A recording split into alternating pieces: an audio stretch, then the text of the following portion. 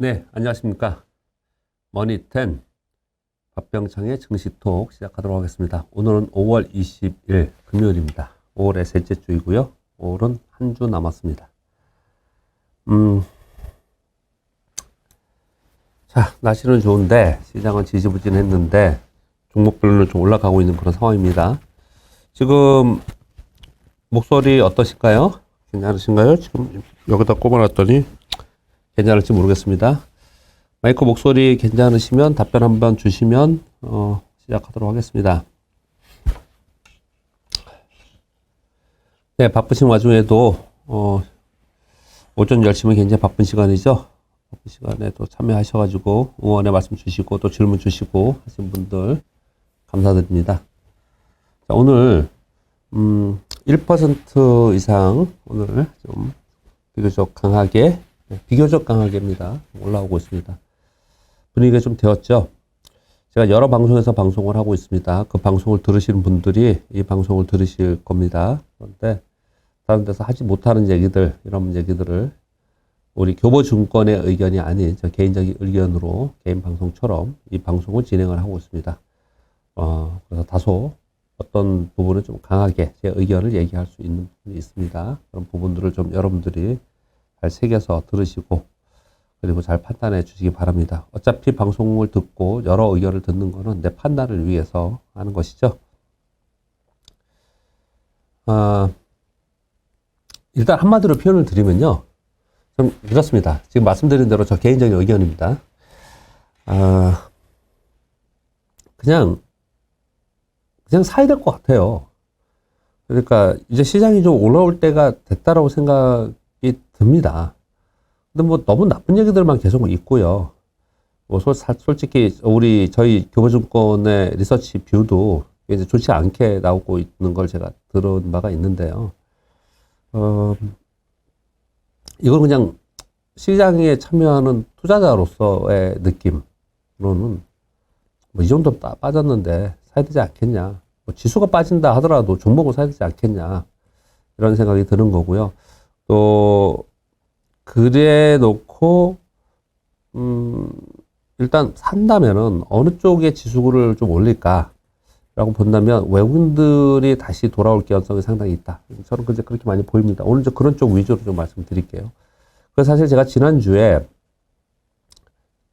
사실 지수 매매를 별로 이렇게 많이 하는 편은 아닌데요. 우리 코스피 지수 레버리지를 사서 밀렸다가 다시 이제 올라와서 다시 이제 복구가 되고 있는 상황이고 저는 플러스가 날 수 있지 않을까 그렇게 생각을 좀 하면서 지수 레버리지 ETF를 지금 거래를 하고 있습니다. 보유하고 있습니다. 왜 그런지에 대해서 뭐 순서 상관없이 늘 말씀드리지만 상관없이 좀 말씀 좀 드려보겠습니다. 일단 뭐 순서 상관없이요. 미국 시장 얘기하고 우리 시장 얘기하고 뉴스 얘기하고 이런 거 얘기하지 않습니까? 근데 그런 거 상관없이 좀 말씀드려보면요. 해외 차트에서 나스닥 차트를 보면은,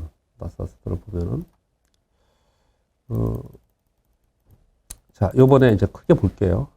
이게 1월에 마이너스 16%까지 빠진 거, 이건 이제 금리 인상한다고 하면서 금리 두려움으로 인해서 빅테크도 빠지고 이러면서 빠졌어요. 그렇지만 이제 반등을 주었습니다. 네, 금리 부분은 반등을 주었어요. 그러다가 2월에 반등 시도를 했는데 2월에 우크라이나 전쟁을 반영했습니다.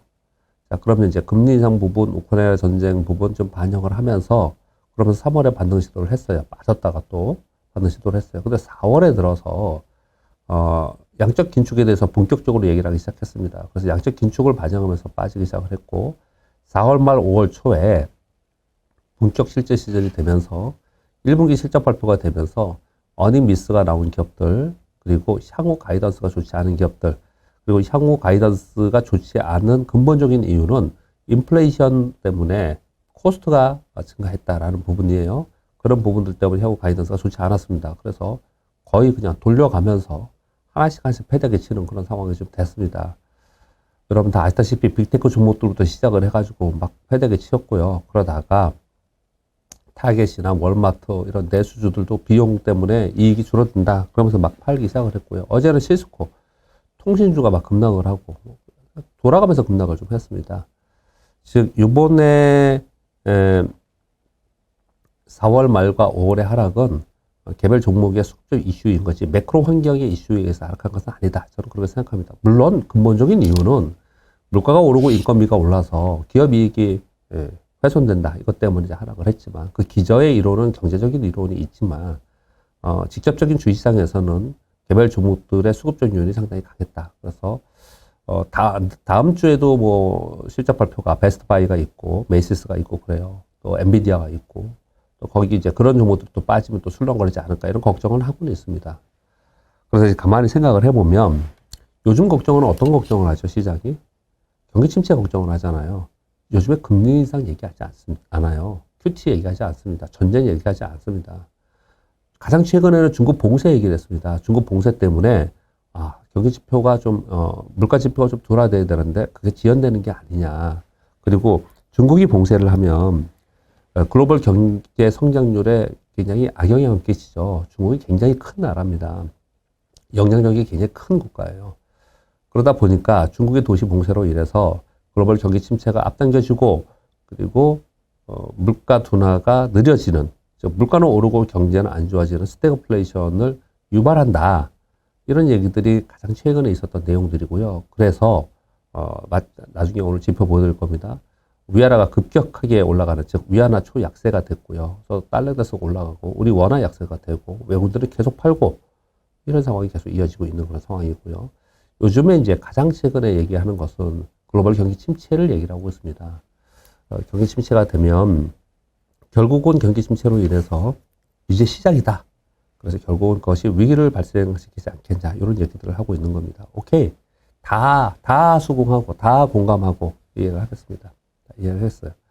그러면 지금까지 나와 있던 악재들 금리 인상, 양적 기축, 전쟁, 중국 도시 봉쇄, 인플레이션 뭐 이런 것들 다 반영하면서 시장이 지금 떨어지고 있는 그런 상황이고 이제는 경기 침체까지 얘기를 하고 있습니다.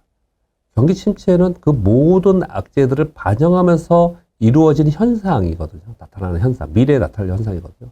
경기 침체까지 반영을 하면서 시장이 얘기를 하고 있어요. 근데 장단기 스프레드는 계속 벌어지고 있습니다, 좀. 그래서 이거는 현재는 지금 우려의 상황이지 앞으로 경기 침체로 인해서 시장이 텐트럼이 일어날 거는 다시 있을 수 있다라는 거예요. 지금 굉장히 빠르게 시장이 그것을 반영하고 있다라고 표현을 드리는 거거든요. 그것을 반영하면서 빠지는 부분들은 서서히 빠졌다가 반등 주고 빠졌다 반등 주고 이런 식으로 움직이지 개별 악재들, 이벤트성, 뭐 팬데믹이라든지 전쟁이라든지 이런 것처럼 그냥 급격하게 빠지지 않거든요. 근데 이번에 빠지는 것이 급격하게 빠졌기 때문에 반등의 개연성은 상당히 있다 이렇게 생각을 하는 거고요. 자, 그러면 조금 더 나아가서 경기 침체 이후에 금융위기라든지 아니면 부동산발 위기라든지 아니면 가계대출의 위기라든지 그런 위기가 발생되는 거 아니냐라는 얘기들이 요즘 많이 나오고 있습니다. 올 연말을 지나면서 내년도에 급격하게 경기 침체가 되면서 소비 둔화가 되고 기업들의 이익이 줄어드는 상황이 되면은 소위 기업들 또는 개인들 또는 국가가 디폴트 나는 것 이걸 위기라고 합니다. 그럴 개연성에 대해서 굉장히 얘기를 많이 하고 있습니다. 그런데 그거는 실제로 나타난다 하더라도 지금 당장은 아니기 때문에 지금 그걸 걱정하면서 여기서 내가 다 팔고 그때까지 내가 몇 년 동안 시장에서 벗어나야 되느냐 거기까지는 너무 오버하지 않겠냐라고 말씀을 드리는 겁니다. 그래서 저는 어떻게 생각하냐면 만약에 그걸 걱정하면서 시장에서 빠져나와야 된다 그렇다면 시장이 반등을 어느 정도 주는 구간에서 그런 구간에서 빠져나와야 된다 이렇게 생각을 좀 하고 있습니다. 그런데 그 빠져나오는 구간에서도 제가 이제 몇백 그 방송에서 이런 말씀 드렸는데 이 방송에서도 제 개인적인 생각을 많이 드리니까 말씀을 좀 드려볼게요. 여러분 생각을 해보시면 마이크를 반대쪽으로 옮겨달라고요? 마이크를 반대쪽으로? 왜요? 조금 더 위로 올릴까요? 이런 거 한번 볼게요. 제가 최근 들어서 얘기를 많이 하는 얘기 중에 하나인데요. 넘버랑이 안 됐나? 삼성전자를 볼게요. 삼성전자를 지금 이제 주봉으로 보고 있는 건데요. 삼성전자를 9만 원이 아니더라도, 9만 원이 아니더라도, 삼성전자가 일봉으로 좀 볼게요. 일봉으로 이렇게 봤을 때, 9만 원 고점에서 떨어져가지고 이렇게 떨어지니까 떨어져서 한참 옆에 있었잖아요. 이게 얼마입니까? 8만 원대지 않습니까? 삼성전자를 많이 샀어요. 삼성전자를 사야 된다. 삼성전자를 사가지고 홀딩해야 된다. 그래야지 안전하고 수익이 있을 수 있다. 시장이 다시 터닝할 때 삼성전자를 사야지 이익이 난다. 이렇게 얘기를 했단 말이에요. 그리고 나서 삼성전자가 툭 떨어지니까 이제 겁내기 시작을 했어요. 그렇지만 여전히 7만 원대에서 삼성전자를 사야 된다. 이렇게 얘기를 했습니다. 자, 8만 원대에 삼성전자를 사야 된다라고 여러분이 생각을 하셨다면, 또 전문가들이 얘기를 했다면, 지금은 6만 원대에 있는 삼성전자를 지금은 사면 안 되는 가격입니까? 사면 안 되는 구간인가요? 또는 팔아야 되나요? 가만히 생각을 해보자고요. 8만 원에는 사야 되는 이유가 있었고 6만 원대는 사야 되는 이유가 없어졌냐? 시황 때문에? 8만 원대는 사고 싶었는데 6만 원대는 사고 싶지 않다. 이제 어떻게 이 말씀을 왜 드리냐면요. 마음의 문제입니다. 심리의 문제라고 생각이 드는 거예요. 심리의 문제. 그냥 이 정도 말씀드리면 어떤 의미인지 좀 아실 것 같아요. 8만 원에 사고 싶었던 사람은 지금 더 사고 싶어야죠. 더 사고 싶어야죠. 근데 우리 이런 얘기를 많이 하지 않습니까? 여기서 팔아야 되느냐. 이런 생각을 한다는 거예요. 물론, 자, 8만 원대에서 이게 안 빠질 줄 알았는데 6만 원대까지 빠졌으니까 여기서 더 빠질지 모르니까 나 팔았다 다시 사야 되냐. 그게 쉽냐고요. 쉽지 않단 말입니다. 또 한 가지 말씀드릴게요. 제가 이 방송에서 말씀드렸나요? 제가 한 2개 방송에서 이 얘기를 했는데요. 과거에 액면분할을 하기 전에, 지난주에 말씀을 드렸죠. 100만 원 살짝 아래에서 100만 원에서 삼성전자를 사가지고 한 몇 개월 동안 횡보하는 동안에 굉장히 힘든 구간을 제가 있었어요. 고객분한테 비판도 받고, 그러면서 굉장히 힘들게 삼성전자에 몰빵을 쳐놓고 힘들어했던 때가 제가 있었거든요. 근데 불과 얼마 전입니다. 몇 년 전이에요. 근데 지금 6만 8천 원이면 7만 원이라고 치고 지금 350만 원이잖아요. 불과 몇 년 전에 100만 원에 사가지고 삼성전자를 가지고 고민을 많이 했고 욕먹고 힘들어했던 시기를 지나왔습니다.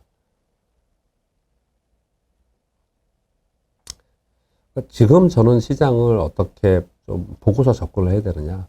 아니, 온갖 악재들이 다 있지 않습니까?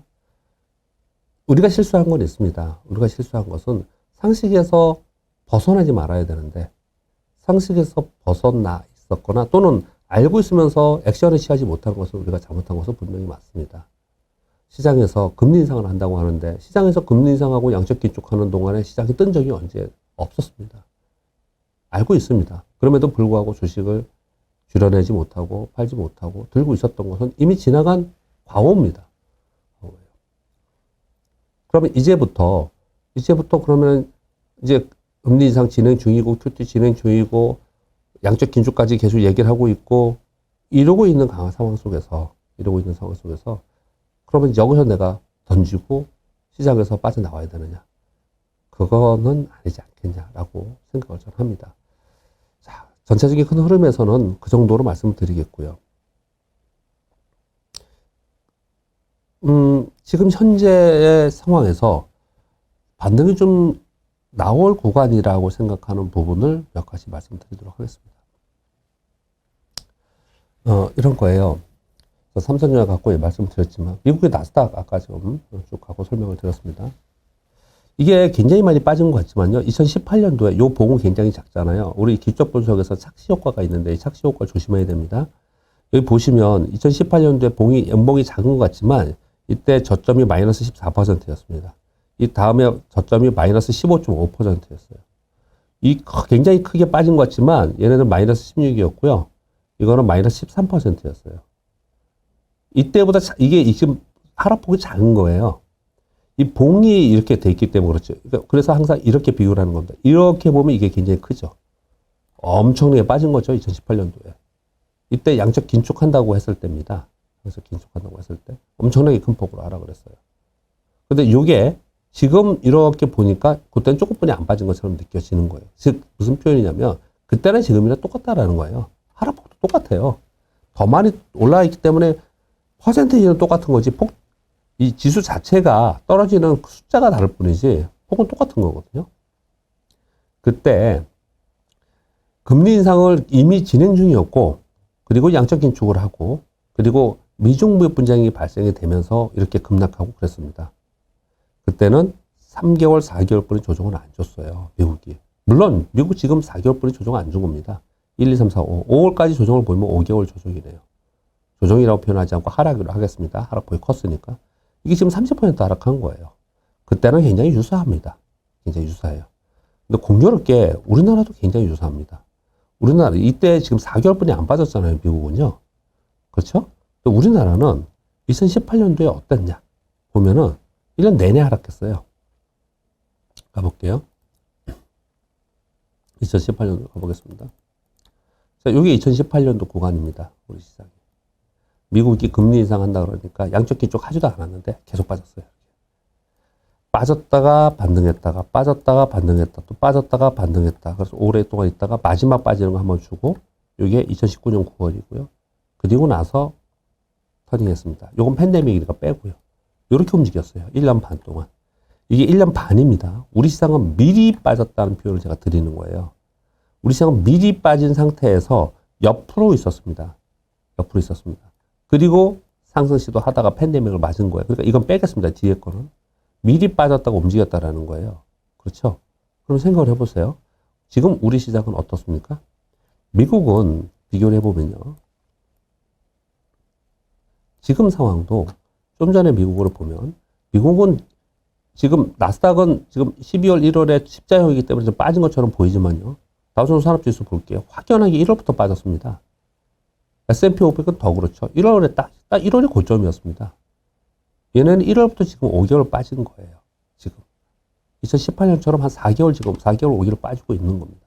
근데 우리나라는 작년 7월부터 빠지고 있습니다.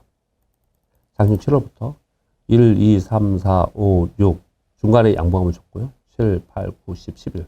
11개월 동안 지금 빠지고 있는 거예요. 가만히 보면 그때 진짜 비슷하죠. 그때 비슷하죠. 지금 두 개를 겹치기로 그러니까 제가 설명 드려볼게요. 2018년도에 우리 시장은 2018년도에 먼저 막 빠졌어요. 계속 빠졌어요. 반동 주고 빠지다가 반동 주고 빠지다가 이런 식으로 계속 빠졌어요. 그러다가 그러다 더 이상 안 빠지고 반동 주고 또 빠지고 반동 주고 빠지고 이런 식으로 움직였습니다.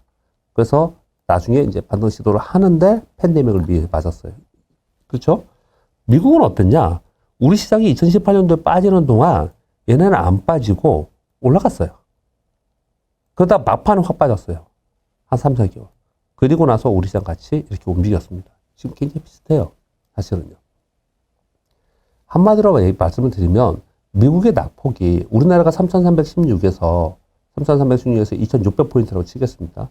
그럼 400에서 700포인트 빠진 거잖아요. 700포인트 빠지면 3,300이니까 660이 20포인트 아닙니까? 그렇죠? 그럼 700포인트니까 그러면은 20몇 % 빠진 거잖아요.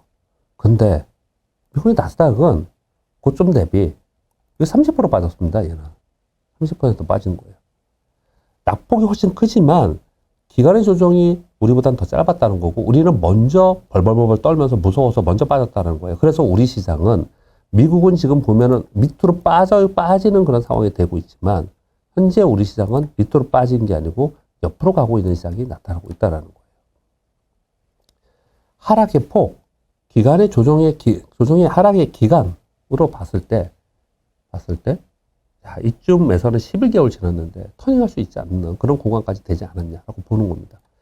그리고 지난주에도 말씀드렸지만 하나 더 말씀을 드리면 외환위기 때도 우리나라 외환위기 때도 빠지는 게 저 위에서 그쪽 2017년도에 여러분 아시다시피 디폴트 선언했거든요. 2017년도에 빠졌어요. 한 1년 반 빠졌습니다. 글로벌 금융위기 때는 한 1년분이 안 빠졌어요. 남유럽 피그스 국가 디폴트 때는 한 4개월 빠졌습니다. 그리고 지금 비교해드렸던 2018년도에 양적 긴축을 할 때, 미국이 할 때, 얼마큼 빠졌냐? 1년 반 빠졌어요. 1년 반. 그때 1년 반 빠졌습니다. 근데 지금 11개월 빠졌습니다. 11개월. 무슨 표현이냐면요. 이 글로벌 금융위기, 요 구간, 그리고 여기 앞에 있었던 우리 외환위기 겪었던 구간, 여기는 남유럽 피그스 국가의 디폴트를 했던 구간, 즉 앞으로 위기를 자꾸 얘기하는데 위기의 구간에서도 보통 12개월에서 18개월 정도 빠지고 시장은 돌아섰다라는 거죠. 과거에 그랬다고 앞으로 그렇지는 않습니다. 그렇지만 지금 어느 정도 많이 빠져 있는가를 말씀을 드리고 있는 것이고요. 자, 제가 기대하는 부분은요. 저는 외국인이 돌아올 거라는 생각이 많이 듭니다. 돌아올 거라는 생각이 많이 들거든요. 그 부분을 오늘 말씀을 좀 드릴게요. 원래 그 시황하고 나서 마지막에 말씀드리려고 했는데 이 부분 말씀드릴게요. 중요한 게 뭐 순서가 중요한 게 아니고 그게 더 중요하니까요. 자, 가서 말씀드릴게요. 자, 지금 요 화면은요. 요 화면은 미국의 10년 만기 국채 수익률입니다. 10년 만기 국채 수익률이 제가 지금 다른 방송을 위해서 텍스트로 이렇게 한 건데요. 텍스트로 한 건데 제가 그냥 리얼하게 이 방송에서는 바로바로 그냥 쳐가지고 우리 그 차트를 쳐갖고 말씀드려보겠습니다. 시간이 조금 걸려요. 그러면 하나하나 봐야 되니까. 10년 만기 국채 수익률부터 먼저 보겠습니다. 왜 이런 걸 보냐면은 시장이 걱정한 게 뭐였습니까? 금리 인상이잖아요. 금리 인상 걱정했습니다. 근데 보세요. 금리 인상을 걱정하면서 그러면서 2년 만기와 10년 만기가 계속 올라왔습니다. 어디까지 올라왔냐? 요번에 3.19%까지 올라왔습니다. 3.15%까지. 그랬거든요. 지난 2018년도에 양적 기초가 금리 인상했다 그랬죠. 그때 3.2%까지 올랐거든요. 그때보다 훨씬 더 지금은 돈을 많이 풀었기 때문에 요번에는 한 3.5%까지는 올라가지 않을까라고 생각을 했었습니다. 그런데 웬걸 3.2%까지 갔다가 딱 음봉을 주기 시작을 했어요. 물론 앞으로 다시 올라갈 수도 있습니다. 그렇지만 아주 가파르게 올라가던 금리가 10년 만기 국채 수익률이 올라가다가 한번 맞기 시작을 한 거예요. 이 시장에서도 변화가 생겼다는 거거든요. 아, 금리 인상의 부분은 반영을 했구나. 채권 시장에서 반영을 했구나. 라는 거예요.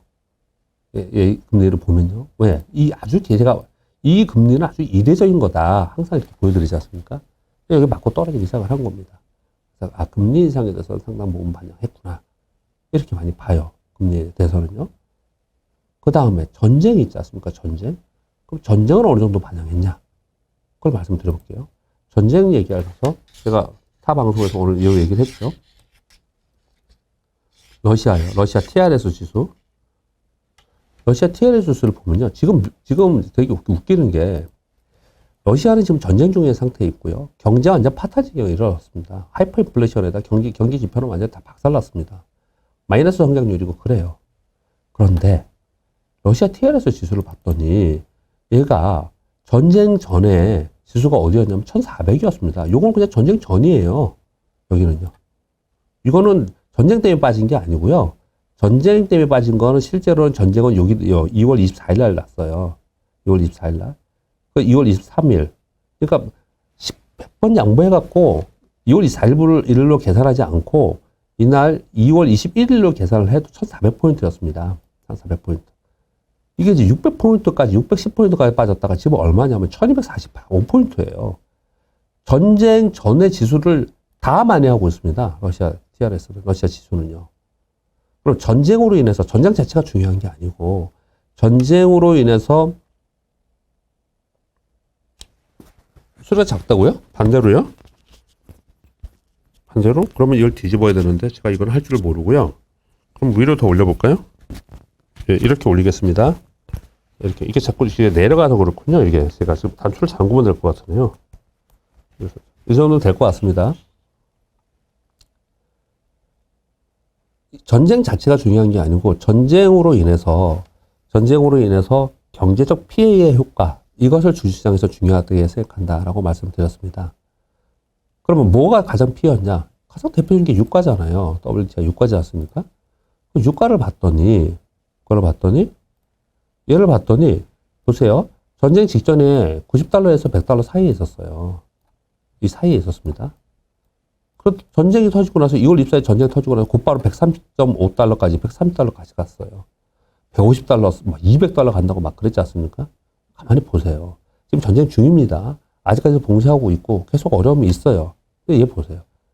이미 하향 안정화 되어 있습니다. 유가 자체가 하향 안정화 되어 있어요. 또 하나 볼게요. 아주 다이내믹한 지표가 또 하나 있습니다. 이번 전쟁 나면서 또 가장 많이 오른 것 중에 하나가 뭐냐면 런던 금속거래소의 니켈이죠. 니켈. 얘는 이제 이렇게 가격이 장중 움직임이 없기 때문에 일봉으로는 이렇게 나오고요. 주봉을 볼게요. 니켈 가격이 이렇게 움직였습니다. 이렇게. 자, 원자재 가격이 오르게 해서 전쟁 터지자마자 곧바로 폭등해 버렸어요. 어떻게 됐습니까? 전쟁 터지기 전까지 원위치 해버렸습니다. 이 얘기는 전반적으로 볼 때, 전쟁으로 인해서 여기서도 가격 왜곡이 생겼는데 비정상의 가격 왜곡들이 정상화되고 있었다. 이렇게 지금 얘기를 하고 있는 것입니다. 지금요. 제가 지금 설명을 드리는 거예요. 그럼 보세요. 금리 부분이 반영해갖고 시장이 좀 안정화됐어요. 전쟁으로 인해서 가격이 급등했던 것들이 다시 정상으로 좀 안정화되고 있습니다. 얘들이 되고 있어요. 자, 그러면 그 다음에 직접적으로 우리 시장이 외국인들이 들어올 수 있을 거라고 제가 생각하는 이유를 몇 가지 더 말씀을 드리도록 하겠습니다. 전쟁으로 달러인덱스가 급등했기 때문에 그런데 달러인덱스가 급등도 20년 만에 최고치. 그러니까 전부 다 지금 최고치예요. 비정상입니다. 비정상. 다 비정상인 거예요. 달러인덱스가 20년 만에 최고치로 105.06까지 올라갔습니다. 이것도 잘 보세요. 지금 꺾이고 있죠. 얘도 지금 꺾였습니다. 사실은. 고점으로부터 지금 꺾이고 있지 않습니까? 물론 다시 올라갈 수도 있어요. 근데 그런 조짐이 있다는 게 굉장히 중요한 거거든요. 달러인덱스가 이렇게 올라갔는데 20년 만에 최고가치로 올라갔는데 달러인덱스가 당연히 강하니 우리 원화는 약세일 수밖에 없는 거잖아요. 그러니까 우리 원화가 어렸습니까? 우리 원화가 가파르게 와가지고 1292원까지 갔고 이게 제가 계속 이걸 보여드리잖아요. 1300원이라는 거는 글로벌 금융위기 때 이런 때 빼고는 아주 이례적인 고점 라인이라는 거예요. 이걸 돌파하면서 막 간다? 위기라는 거죠. 그런 상황은요. 그렇게 쉽게 가지 않는다라고 제가 이건 자주 보여드렸습니다. 그러면 답은 어디에 있냐? 외국인들이 들어오고 우리 시장이 상승하기 위한 답은 어디 있냐? 환율에 있다라는 거죠. 근데 환율이 달러인덱스가 밑으로 떨어져야 되는데 달러인덱스가 밑으로 떨어지기 위한 조건은 세 가지를 말씀드렸어요. 근데 저는 지금 더 확실해지고 있다고 생각하는 게 있는데 그 세 가지 먼저 말씀드릴게요. 하나는 뭐죠? 하나는 유로화의 약세입니다. 유로화가 아예 이렇게 보여드리면서 하면 좋겠죠, 여러분들께. 이게 유로화예요. 그냥 내일이 빠지고 있습니다. 유로화가 지금 내일이 빠지고 있어요. 유로화가 이렇게 최근 들어서 내리 빠지고 있는 지금 1.05예요. 달러 대비. 옛날에 지금 1.24했지 않습니까? 엄청나게 빠진 겁니다. 그러니까 유로화가 이렇게 빠진 게 왜 그러냐? 우크라이나 전쟁 때문에 그렇다는 거죠. 원래 유로존이 경기가 안 좋은데 우크라이나 전쟁으로 인해서 완전히 거기는 지금 가장 큰 피해를 입었습니다. 그러니까 유로화가 약세가 된 거예요. 그러니까 달러인덱스로 올라간 거죠. 우리 원화가 된 거죠. 첫 번째 이유를 그걸 말씀드렸습니다. 두 번째 이유는 뭐라 그랬죠? 여러분 한번 생각을 잘 해보세요. 같이. 제가 했던 걸 지금 반복하고 있습니다. 두 번째 이유는 CPI라고 그랬습니다. CPI. 물가가 올라가는 부분들 때문에 미국의 위정자들은, 정치인들, 행정의 관료자들은 여기서 더 올라가서 하이퍼 인플레이션 나고 미국의 인플레이션이 막 9%, 10%, 15%인다. 그러면 어떻게 되겠습니까? 아마 박살 날 거예요. 제어를 해야 되거든요. 수입 물가가 높아지면 안 되기 때문에 달러인덱스가 올라간 부분을 용인했다라는 거죠. 그러면 이제 CPI가 중요한 것이죠. CPI가 떨어지게 둔화되기 시작하면 달러인덱스도 떨어질 가능성이 있다는 거죠. 일단 먼저 하나하나 짚고 넘어가면 유로화가 다시 터닝해서 올라갈 수 있으려면 우크라이나 전쟁이 휴전 또는 정전 이게 되면 되는데 이건 어찌 될지 모른다. 아무튼 유로화가 터닝하는 모멘텀이 발생하면 달러인덱스 떨어지고 우리 원화가 강세가 된다. 이게 첫 번째 포인트고 두 번째는 물가 지표 CPI 지표가 둔화되기 시작하면 달러인덱스가 다시 떨어지는 것을 오히려 용인하는 게 아니고 오히려 조장할 가능성이 있다. 미국에서는. 왜요? 자국의 통화 가치가 너무 이렇게 오르면 어떻게 되죠? 미국 적자가 엄청나게 나잖아요. 안 되거든요. 그렇기 때문에 다시 용인할 가능성이 있다. 이거 2번이 두 번째입니다. 세 번째가 뭐냐면 세 번째가 중국의 도시봉쇄였습니다. 이 세 가지를 말씀드렸어요. 여러분. 중국의 도시봉쇄가 위안을 볼게요. 정확하게 차트에는 정확하게 나옵니다. 위안화가 보세요. 위안화가 계속 이게 주봉으로 이렇게 보면은 이게 계속 떨어지고 있었죠. 그리고 하향 안정화 됐었단 말이에요. 위안화가. 그런데 아주 이게 비정상적으로 지금 급등하고 있죠. 이게 일봉으로 보면 이렇게 생겼습니다. 근데 가만히 보세요. 4월 중순서부터 이게 이렇게 급등하기 시작했죠. 이게 뭐냐? 중국의 도시 봉쇄 때문에 그렇습니다. 중국의 도시 봉쇄. 중국의 도시 봉쇄로 인해서 야 이거 물가 둔화를 생각했는데 야 이게 지연될 수도 있어. 이거 중국이 도시 봉쇄하면서 중국의 PMI 지표나 뭐 온갖 지표들이 좋지 않게 나오니까 야 이거 경제 성장률 떨어지고 글로벌 경기 침체 유발될 수 있어. 중국 경착륙 할 수 있어. 그러면서 위안화가 급등한 겁니다. 상대적으로 위안화가 약세를 보이는 구간에서 또 달러스가 또 올라간 거죠. 이런 것들이 복합적으로 작용이 됐다는 거거든요. 그럼 세 번째는 중국의 위안화가 다시 지금 좀 떨어졌습니다. 왜 떨어졌어요? 6월 1일부터 상하이 도시 봉쇄 완화하겠다. 이런 얘기를 지금 하고 있기 때문에 그렇습니다. 그러면 우크라이나 전쟁의 종료, 중국 도시 봉쇄의 완화, CPI 둔화, 이 세 가지가 이 중에 하나라도 이루어지던 세 가지 같이 이루어지던 간에 그러면 달러는 떨어지고 우리 원화 강세가 되면서 외국인들은 우리 시장에 들어올 거다라는 거예요. 이 세 가지가 지난번에 계속해서 말씀드렸던 거거든요. 그런데 지금 이 부분에 대해서 자신 있게 뭐 그럴 겁니다 라고 얘기를 하지 않아요. 사람들이. 왜 그렇게 그러냐면 전쟁이 언제 끝날지 모르잖아요. 중국의 도시 봉쇄가 질병 때문에 그랬는데 코로나 때문에 그러는데 이게 언제 잡힐지 모르지 않습니까? 그런 것들이 잡히지 않은 상황에서 물가가 둔화되는 것을 확실하게 어떤 몇 월쯤이면 둔화될 거다 이렇게 얘기를 못 하고 있는 거고 다만 기대만 하고 있는 거지 않습니까?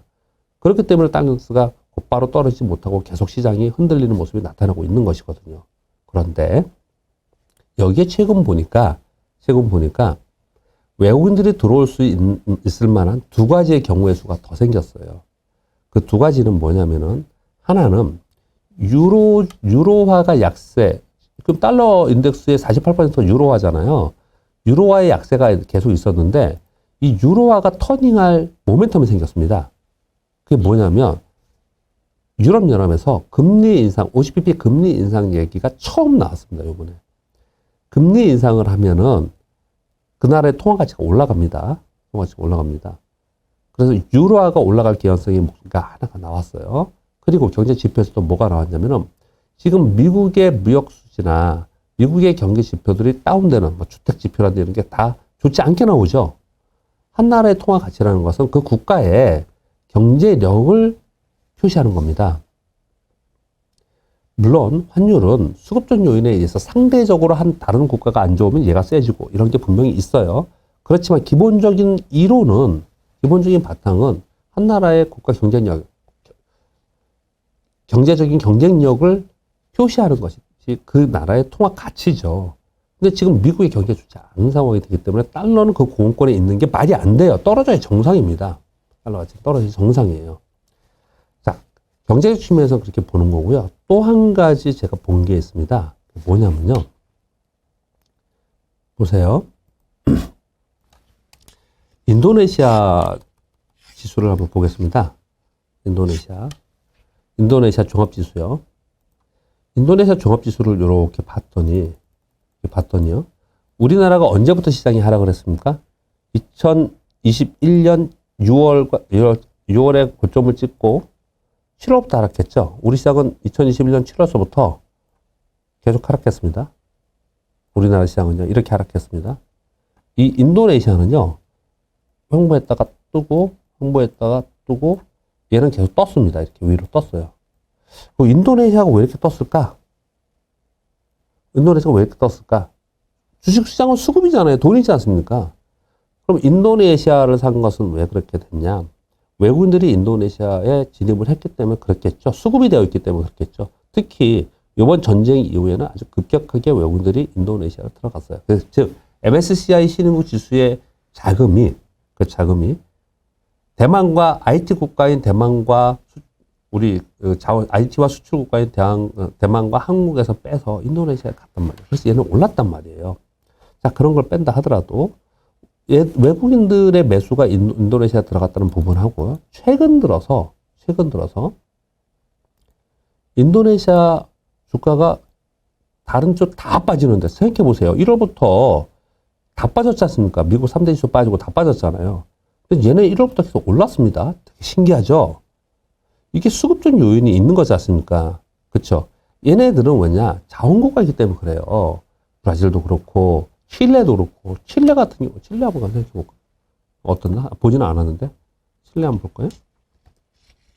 그런 국가들 있잖아요. 얘인가? 칠레도 이렇게 올랐네요. 그러니까 자원부국이라고 하는 애들이 이렇게 올랐단 말이에요. 그럼 뭘 말씀드리는지 알겠죠? 아까 제가 전쟁으로 인해서 극단적으로 비정상적으로 올랐던 원자재 가격들, 비철금속이나 이런 가격들이 다시 되돌림의 하락이 나타나더라 말씀을 드렸지 않습니까? 그러면서 얘네들도 빠지기 시작한 거예요.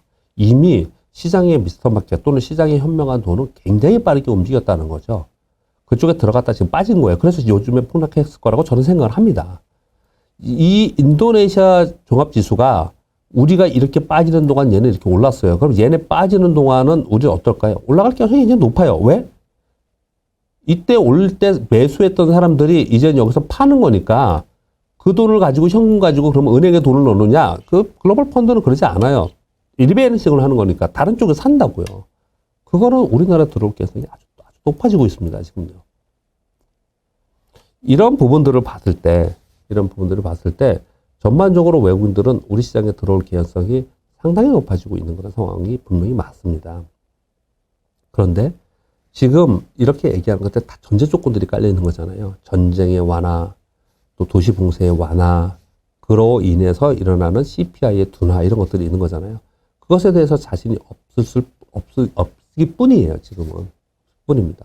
그런데 설령 그것이 이번에 되지 않고 시간을 끌고 6월에 되던 7월에 되던 어때? 시간이 끌어서 나중에 된다 하더라도 지금 여기서 만약에 지금 말씀드린 그런 게 하나라도 되면은 터닝할 개연성이 있는데 내가 여기서 포기해야 되느냐?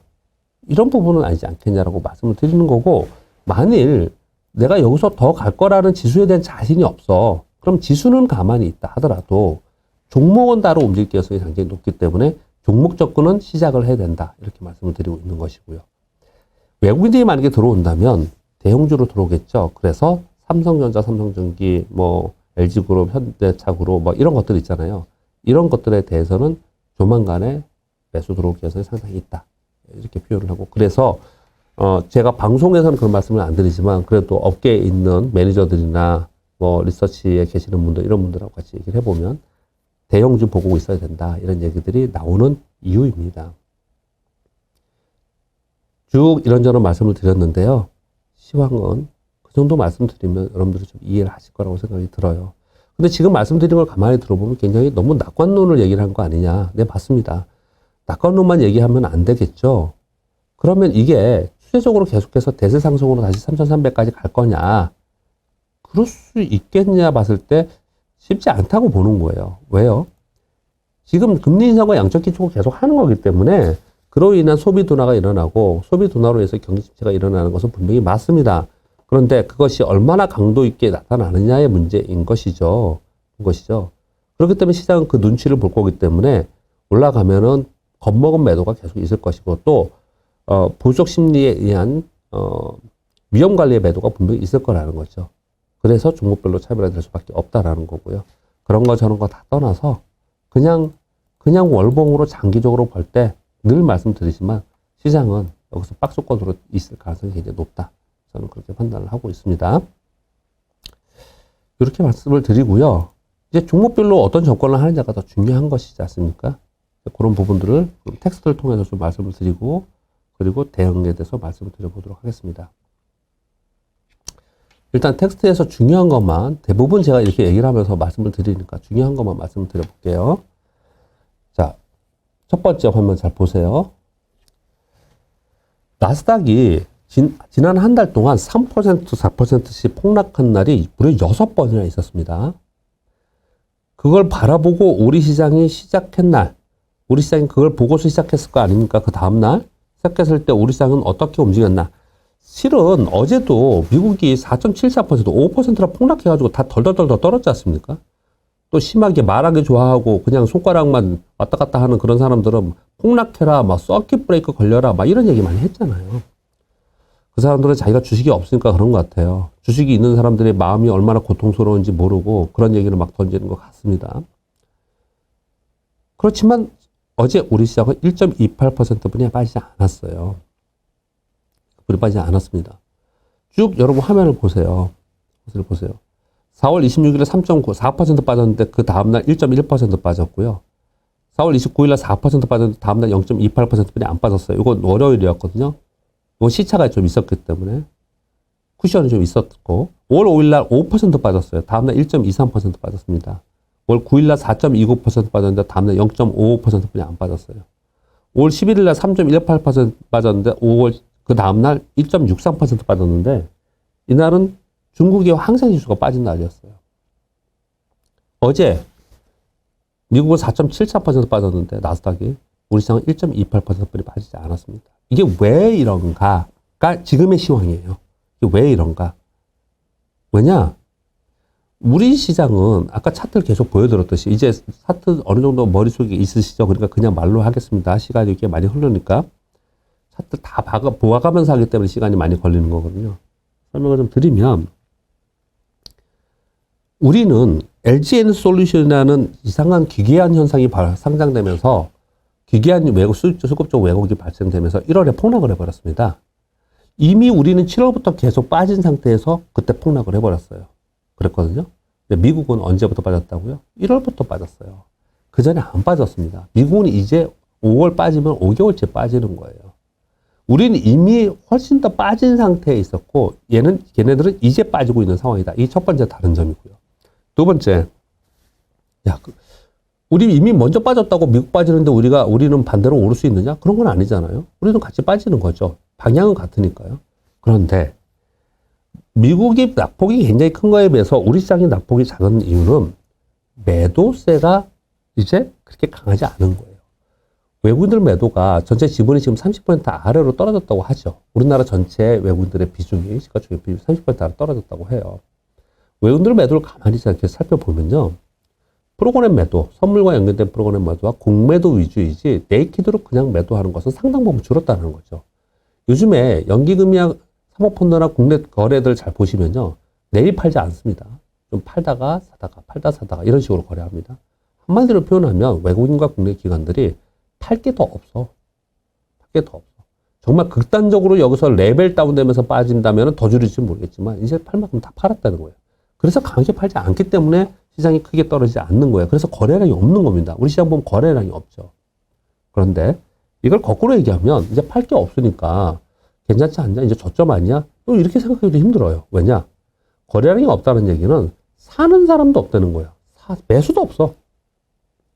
매수도 없고 매도도 없으니 당연히 거래량이 주는 거고 당연히 변동성이 상대적으로 작은 거고 그러면서 침체 시장을 이어지고 있다라는 거예요.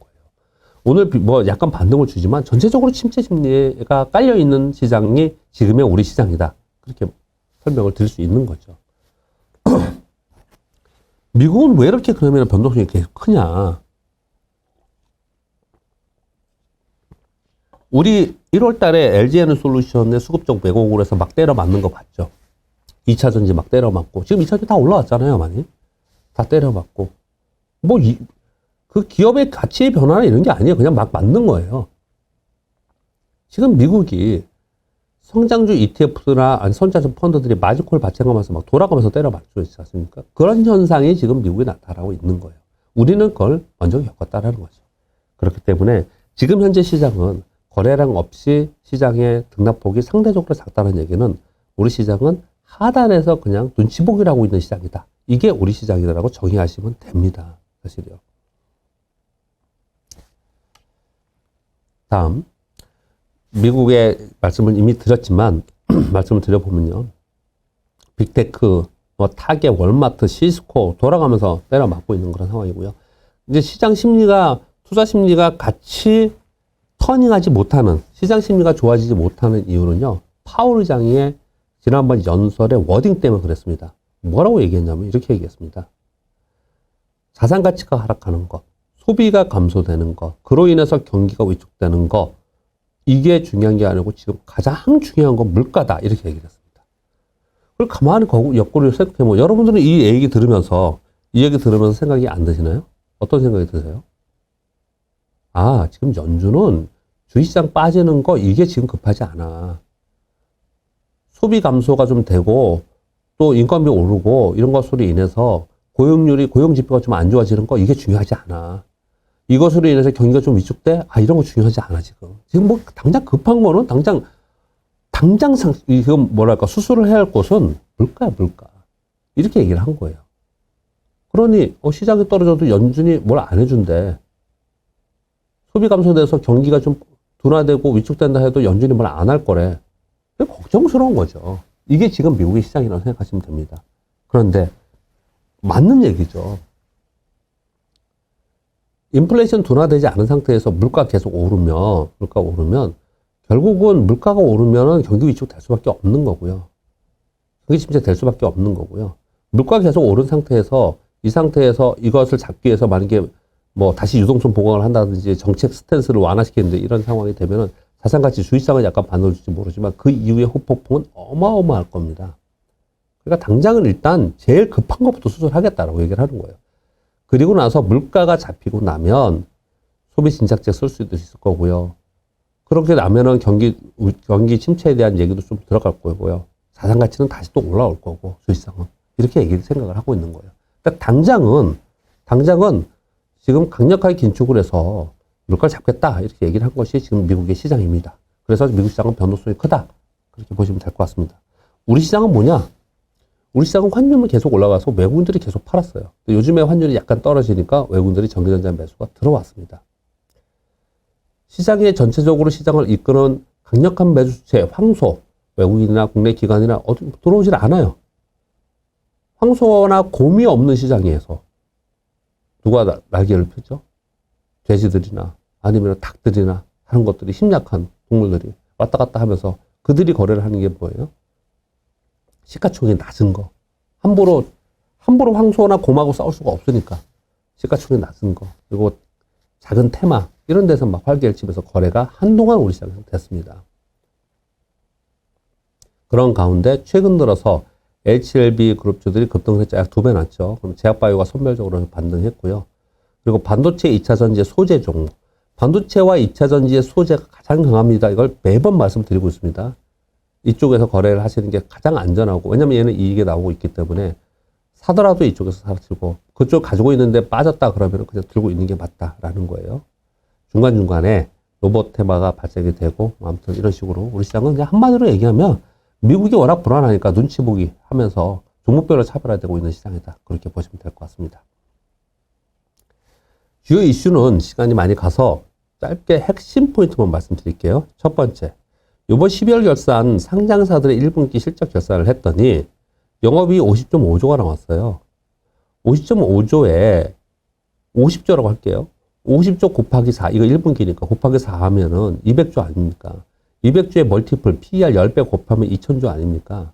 우리나라 지금 현재 시가총액이 2078조, 2100조, 오늘 오르면 2100조 됐겠네요. 그 정도밖에 안 돼요.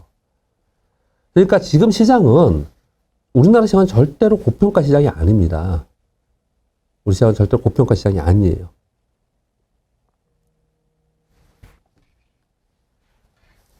그렇게 보시면 될 것 같고요. 그 다음에 12월 결산 1분기 실적을 봤더니 어니쇼크 종목들이 있었는데, 어니쇼크 종목들 중에서 대부분이 게임과 엔터, 바이오주에 있더라. 그러니까 지금처럼 불안한 시장 속에서는 실적이 안 나오는 쪽은 상대적으로 계속 약할 수밖에 없거든요. 그러니까 이제 그쪽을 좀 조심할 필요가 있지 않나, 이렇게 얘기를 한 거고요. 자, 옐런 장관이 G7 재무장관 회의 전에 기자회견을 했는데 아주 중요한 얘기를 했습니다. 스태그플레이션 경고를 했는데, 이거 우크라이나 전쟁 영향이 크다. 이건 정치적인 얘기인 거고요. 중요한 예시는 두 가지였습니다. 하나는 중국 제품의 트럼프 대통령 때 있었던 보복관세 일부 폐지를 해야 되지 않겠냐, 이런 얘기를 했습니다. 이거 굉장히 큰 빅뉴스입니다. 이거 만약에 되면요. 이게 만약에 되면 언제 되냐면요. 6월에 바이든 대통령의 서명이 있을 거고요. 아마 되면은 7월에 될 가능성이 높습니다. 이게요. 왜 이런 걸 하려고 할까요? 그것도 인플레이션 때문에 그런 거잖아요. 관세가 낮아야지 수입 물가가 낮아지는 거니까. 그렇죠? 요거 굉장히 중요한 뉴스이고요. 두 번째, 연준은 목표 인플레이션 그 수치를 높일 필요가 없다. 지금 2%로 돼 있죠. 이거 좀 높이라고 자꾸 시장에서 얘기를 하고 있거든요. 높일 필요가 없다라고 얘기하고 있어요. 자, 이게 정치적 멘트인지 아니면 옐런 장관의 통찰력인지 뭔지는 두고 봐야겠지만 이걸 만약에 높이겠다라고 했으면 시장에 좀 쇼크가 있었을 거예요. 근데 자신감을 일단 보여준 거거든요. 그래서 중요한 말씀을 두 가지를 했습니다. 중요한 건 말씀드릴게요. 자, 지금 자동차 부품과 반도체, 자동차용 반도체에 공급 차질이 있다고 했지 않습니까? 그런데 1분기 전기차 판매가 아주 크게 증가했다고 합니다. 중국이 143%나 증가했고요. 유럽은 19%, 미국이 63% 증가했다고 합니다. 결론적으로 전반적으로 봤을 때 YOY로 43% 증가. 그래서 전기차 판매건 시장이 어떻고 전쟁이 나고 뭐 어떻든 간에 전기차는 계속 늘고 있다. 그래서 전기차의 배터리와 배터리에 들어가는 소재들 그리고 거기에 장비들 이런 종목들은 이게 계속 늘 수밖에 없습니다. 그런 쪽을 갖고 계신 분들은 계속 들고 가야 된다라는 힌트를 주는 뉴스이죠. 또 한 가지는 IT 쪽에서는 인텔이 차세대 CPU 초도 물량 공급을 한다. 요 얘기가 있었습니다. 이거 6월, 7월에 한다고 합니다. 이거 왜 중요하냐면요. 그 반도체 있지 않습니까? DDR5에 들어간 DDR5라고 얘기하는 반도체. 이 인텔 CPU랑 호환을 맞춰야 되거든요. 그래서 얘네께 나오는 게 굉장히 중요한 거거든요. 이제 얘가 나오기 시작을 한다는 거예요. 그러면 이제 DDR5에 대한 기대감이 더 커지는 거고, 그래서 DDR5에 있는 장비와 소재 기업들, 얘네들은 움직이겠죠. 그래서 수혜가 될 가능성이 있다. 이것도 한 카테고리입니다. 종목을 찾아내야 됩니다. 그것도 찾아내서 보고 있어야 됩니다. 보통 DDR5가 뭔지 다 아시잖아요. 사실은요. 그 다음, JP모건이 중국 빅테크 기업의 투자 의견 상향 조정했다. 요거는 뭐 설명은 드리지 않겠습니다. 뭔가 좀 중국에 대한 기대감, 즉, 좀 바뀌고 있다는 거예요. 왜냐면 중국이 지금 전인대회를 6월 달에 하거든요. 그러면서, 10월에 시진핑 주석의 연임, 요게 결정이 나죠. 그래서 지금 인민들의 정서 달래기를 많이 하는 것 같아요. 그래서 6월 달에 상하이 봉쇄도 완화될 거다. 이런 얘기가 나오고 있는 것이거든요. 그러면서 지금 빅테크 기업에 대한 규제 완화 얘기가 나오고 있습니다. 이것도 중요합니다. 그 다음에 또 IT 쪽에서는 이게 중요하죠. 삼성전자나 반도체 쪽은 별로 안 좋은데 이 폴더폰 관련주들은 굉장히 좋았습니다. BH니 뭐 이런 인터플렉스 있잖아요. 인터플렉스 수주 굉장히 많다고 합니다. 이거 좋다고 합니다. 이 폴더폰 출하량 목표가 1,500만도 전후인데요. 부품 발주를 시작했다고 합니다. 이게 6월 중순에서 7월 초에 제품이 나오기 시작한다는 건 부품이 먼저 발주가 돼야 되거든요. 그래서 여기 있는 종목, 파인테크, SK체텍, 세계하이테크, 인터플렉스, BH 이런 종목은 또 한 카테고리 됩니다. 사실은 이렇게 따지고 보면요. 폴더폰 관련주 몇 개, 그쵸? 그리고 인텔 DDR5 관련주 몇 개, 전기차 관련주 몇 개. 그러면 사실 우리가 종목을 몇십 개 갖고 하지 않지 않습니까?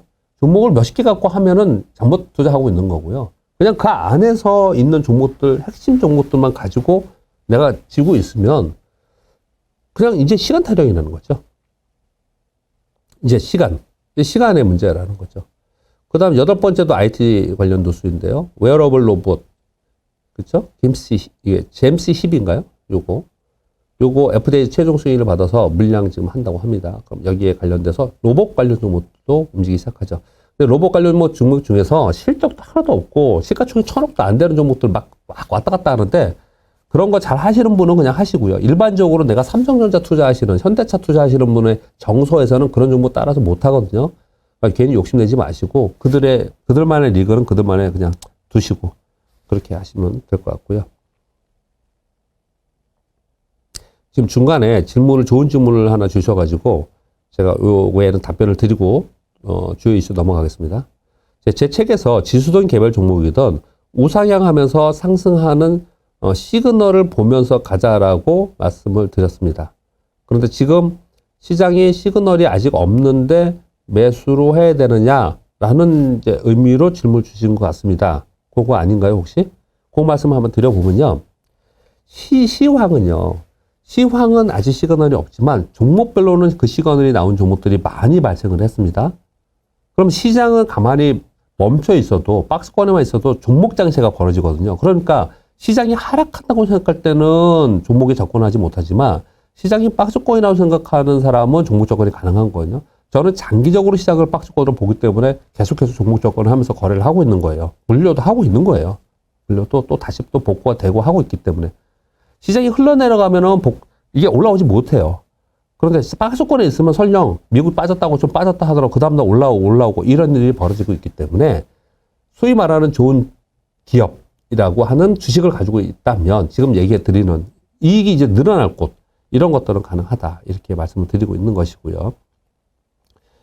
또 하나는 시장 전체를 가지고 터닝하는 것들을 보고서 하는 것은 분명히 맞습니다. 그런데 우리가 주식을 한 방에 다 사지 않잖아요. 시그널이 나오는 1차 시그널이 나오면은 어느 정도 사놓고 그 다음에 내가 원하는 시그널이 나올 때 사야지. 만약에 그렇게 하지 않으면 어떤 일이 벌어지냐면요. 만일 지수가 지금 확실하게 터닝하려면은 이런 얘기 많이 하죠. 제가 뭐 타 방송에서 그런 얘기도 했고 다른 분도 그런 얘기 많이 하더라고요. 지수가 2750을 돌파하고 2800을 돌파하면 이제 비로소 안정화되고 추세전환이 됐기 때문에 종목을 투자를 해야 된다 이렇게 얘기하거든요. 여러분 지수가 2800포인트 위로 돌파해서 안정화 되잖아요. 그러면은 소위 좋은 주식들은 이미 다 떠 있습니다. 다 떠 있어요. 그래서 못 삽니다. 이미 여기 떠 있는데 지수 여기서 더 꺾이면 얘도 꺾일 것 같은데 그래서 그때는 매수 진입 못 해요. 못 합니다. 그래서 주식 투자는 어려운 거죠. 자, 그렇게 답변을 좀 드리고 있고요. 자, 좀 전에 말씀드린 것처럼 상하이의 봉쇄 지금 50일이 넘었는데요. 5월 중순 이후에 6월에 개방한다로 지금 얘기가 나오고 있습니다. 이거는 가능성이 상당히 있습니다. 물론 질병을 우리가 인간이 이게 멈출지 안 멈출지 판단하기가 굉장히 어렵습니다. 그럼에도 불구하고 기대감이 있는 이유는 제로 코로나 정책을 계속 고수하면서 인민들 그리고 정치권 내에 불만들이 굉장히 많은 거라고 지금 뉴스가 많이 들려오고 있습니다. 지금 하다못해 리커창 총리는 대놓고 지금 반대로를 펴고 있습니다. 그리고 경제적 피해가 엄청나게 지금 일어나고 있고 그리고 봉쇄 지역의 주민들의 반발이 굉장히 많아요. 그런데 그 상황 속에서 전인대를 해야 되고 그리고 연임 여부를 물어야 됩니다. 그러니까 정치적인 부담이 굉장히 크겠죠. 그래서 이거는 개방할 가능성이 상당히 있다라고 저는 생각합니다. 중국의 산업생산 지표 굉장히 안 좋았다. 이 말씀을 드렸고요. 그래서 인민은행이 MLF를 통해서 계속 유동성을 주입하고 있고, 그리고 기준금리, 이제 중국의 기준금리들 LPR이라고 하죠. LPR을 낮출 가능성이 지금 상당히 높아지고 있다. 이게 오늘 결정나죠? 지금 결정 났는지 모르겠는데, 가능성이 높다. 이렇게 보는 거고요. 외국인들이 국내 주식에 들어올 가능성이 꽤 있다. 이유를 제가 몇 가지 말씀드렸습니다. 이 기존의 이유를 세 가지 말씀드렸고, 추가적으로 한 두 가지가 더 발생했다고 말씀드렸어요. 그런 가운데, 지수가 외국인들의 우리나라 비중이 상당히 지금 떨어져 있는 그런 상황이거든요.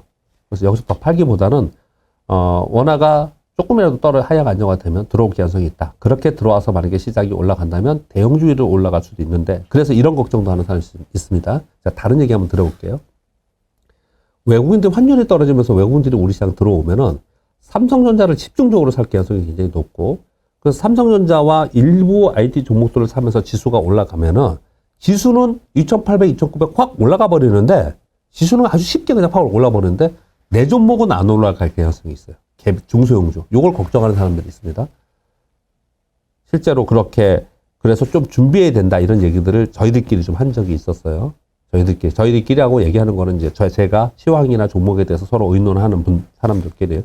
그래서 완벽하게 대형주가 안 좋으니까 중소형주만 갖고 계신 분들은 대형주의 일부 가지고 있어야 되는 것은 분명히 맞습니다. 그 생각도 좀 해봐야 될 것 같습니다.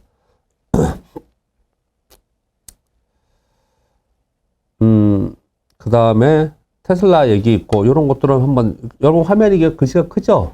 한번 보세요. 미상원에 우크라이나 재건, 그리고 G7에서 재정자금 지원한다고. 그러면 이제 건설 중장비가 좋아지겠죠? 건설 중장비의 수혜라는 거예요. 그래서 건설 중장비도 하나 갖고 있어야겠죠. 이제 이렇게 따지면 한 10개는 넘을 거예요, 종목이요. 실제로 저도 건설 중장비를 하나 가지고 있고요. 자동차에서 하나 가지고 있고요. 그리고 반도체 장비 소재에서 갖고 있고요. 그리고 2차 전지 소재에서 하나 갖고 있고, 지금 제가 갖고 있는 게, 그리고 뭐 실적 좋은 것에서 2차 전지 장비가 하나 있구나. 2차 전지 장비 부품이 하나가 있고, 그렇게 했나 내가? 5개인가 10개 정도를 가지고 고객분들이나 제거나 어떻든 그리 거래를 좀 하고 있는 그런 상황이거든요. 중간에 아닌 거는 팔고, 제가 실수한 것도 어쩔 수 없이 그냥 팔고 이렇게 하지만, 전체적인 개념으로 그렇게 가고 있다라는 거예요. 그래서 건설 중장비도 봐야 된다라는 거고요. 종목은 일단 재무제표하고, 일단 만약에 재무제표를 잘 모르시면, 제가 이런 얘기도 한번 해볼게요. 시간도 많이 갔지만, 제가 이 주식을 처음 했던 소위 주린이라고 하는 분이나 저 젊은 사람들하고 이렇게 얘기를 해보면은, 기초 분석이 너무 어렵다라는 거예요. 차트 분석이 너무 어렵고, 그런데 그러면은 가치 분석은 어때요? 상대적으로 그러면 가치 분석은 쉽다는 거예요. 근데 이거는 2020년 팬데믹 이후에 시장을 바라보는 투자의 문화가 바뀌건 아니면 마인드가 바뀌어서 그런 것 같아요. 팬데믹 이후에 가장 유명하게 언론에 나왔던 많은 분들이 차트쟁이는 주식을 어떻게 차트로 하냐. 그거는 걔네들만 하는 거야. 굉장히 폄하했습니다. 굉장히 폄하하면서, 그러면서 주식은 좋은 기업을 사서 장기 투자하는 것이고, 그래서 기업의 가치를 보고 평가하면서 투자하는 거야. 이렇게 한동안 그랬어요. 한동안. 그러다 보니까 그게 설명을 계속 듣다 보니까 그게 별거 아닌 거라고 생각이 들고, 좀 비교적 생소한 차트를 어렵다고 생각을 하더라고요. 그런데 팬데믹 이전에, 아마 지금 보시는 분들도 동의하는 분이 있을지 모르겠지만, 과거에는요, 내가 주식 투자를 한번 해봐야겠다 그러면은 제일 먼저 재무 구조를 분석하고 회계를 분석하는 이런 책을 산 게 아니고 기초 분석을 먼저 샀어요. 기초 분석이 훨씬 쉬운 겁니다. 되게 단순해요. 되게 단순합니다. 근데 생소하고 안 해봤기 때문에 그러는 거거든요. 근데 그걸 거꾸로 생각하더라고요. 아니, 재무상태표를 보려면 얼마나 많은 걸 공부해야 되는데요. 회계에 대해서 얼마나 많이 공부해야 되는데, 좀 이해가 안 돼요. 그게 사실. 그리고 기초 분석은 눈에 보이는 그대로 직관적으로 보면 돼요. 그런데 재무상태표는 눈에 보이는 대로 보면 안 됩니다. 그것을 가지고 미래의 이익이 나는지를 추정해낼 수 있어야 되거든요. 굉장히 어려운 거예요. 제가 갑자기 이 얘기를 말씀드렸냐면요. 지금 이제 종목들 얘기를 하지 않습니까? 좀 전에 여기 건설 중장비 주회인 건설 중장비 회사도 좀 봐야 돼요. 그리고 여기 폴더폰 관련주도 좀 있어야 되고, DDR5도 있어야 되고, 이런 게 좀 있어야 된단 말이에요. 그러면 얘가 어떤 게 진짜 더 좋은지, 건설 중장비 그러면 종목들이 막 뜰 거 아니에요. 어떤 게 더 좋은지 잘 모르겠다. 그러면 사실 재무상태표를 보는 게 맞는데, 그거보다 가장 확실하고 직관적인 것은 그냥 차트입니다. 차트. 그래서 차트가 중기적으로 우향하고 있는 거는 반등 주더라도 얘는 밀릴 가능성이 되게 높아요. 그런 거 말고요. 그냥 우상향하면서 올라가다가 빠진 거. 이거 지난주에 계속 제가 얘기를 했지 않습니까? 지난주에는 시황 얘기 안 하고 종목 위주로 얘기를 하겠다 그러면서 얘기를 했잖아요. 우상향으로 가던 게 빠진 애들 있잖아요. 그런 애들로, 정기적으로 우상향하고 있는 애들로 종목으로 접근을 계속 하시는 게 맞다. 왜 얘들이 중장기로 계속 상승을 했을까요? 올라갔다가 50% 올랐다가 30% 마이너스 나고, 또 막 올랐다가 또 마이너스 나고, 어떻든 고생은 시키지만 계속해서 올랐던 기업들은 이익이 계속 늘어나기 때문에 그렇습니다. 그리고 자동차 우려가 있지만 기대감이 상당히 있다. 그래서 저는 자동차 쪽이 하반기에 될 가능성이 있다라는 쪽을 계속 말씀을 드렸습니다. 왜냐? 지금 자동차는 부품과 산업용 반도체 부품 조달로 인해 생산 차질이 있어서, 그래서 소위 판매가 감소하고 있다는 거예요. 그런데 반대로 지금 자동차 사겠다 그러면 내년에 나온다는 거잖아요. 그러면 판매자의 가격 프라이싱을 할 수 있는 거지 않습니까? 그리고 가격이 계속 올랐대요. 최근 3년간 19%나 상승을 했다고 합니다. 즉, 판매가 준 만큼 가격을 올리면서 이익을 유지하고 있는 거예요. 제가 관심 있어 하는 건 뭐냐면, 전에도 말씀드렸지만 이 자료는 하나금투의 자료이지만 제 관심이 있었던 건 뭐냐면요, 결국은 차량용 반도체의 부족, 부품의 부족, 이런 건 다 도시봉쇄, 전쟁, 이런 것 때문에 그랬지 않습니까? 이건 결국은 해소가 될 거거든요. 이게 해소가 되면 빠르게 이 생산이 정상화 될 거란 말이에요. 그러면 지금 대기되어 있는 수요가 많기 때문에 빠르게 수익이 향상될 수 있는 거거든요. 그거 더불어서 이미 가격도 올려놓은 상태야. 그러면 수익성 엄청나게 좋아지는 거죠.